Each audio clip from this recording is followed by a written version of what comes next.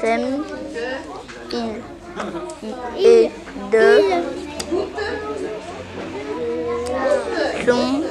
À votre avis, pourquoi apprend-on à lire? Alors, C'est pour ça. vous levez le doigt, parce que... Raconter une histoire à quelqu'un. Oui, Patrice? Pour Thomas. pas se tromper pour les stations de métro.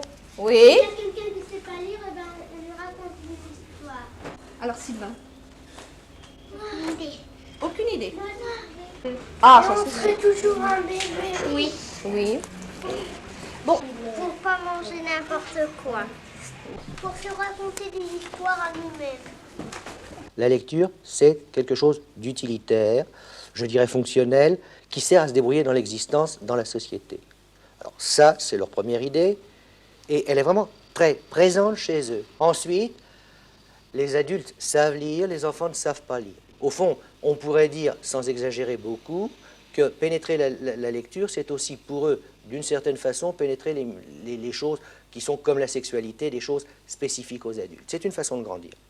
Alors une fois qu'on a acquis cette autonomie et ce pouvoir, qu'est-ce qui se passe? Ben, il se passe que la lecture perd un peu de son intérêt. On lit beaucoup à l'école, on lit au début parce que c'est intéressant, on se démontre à soi-même qu'on a un pouvoir. Et puis après, la lecture est une activité scolaire. Vous avez des enfants qui vont continuer à utiliser ce pouvoir et c'est devenu quelque chose de tout à fait normal et qui liront beaucoup, puis d'autres enfants qui sauront lire un point, c'est tout. C'est-à-dire que quand on dit que les Français ne lisent pas, on veut dire tout simplement qu'ils ne lisent pas de littérature. Je crois que c'est la bonne réponse. En fait, nous lisons énormément. Nous passons notre vie à lire sans en être conscients. Est-ce qu'il y a de bonnes et de mauvaises lectures? Non, il n'y a pas de bonne ou mauvaise lecture. Toute lecture, d'abord, toute lecture activité est bonne. C'est bien de lire, c'est bien de lire quelque chose qu'on a envie de lire.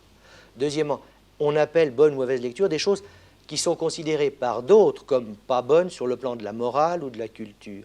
Or, pour finir, chacun lit ce qu'il a envie de lire. Lit ce qui lui fait plaisir, ce qui lui fait envie, ce qui lui est utile.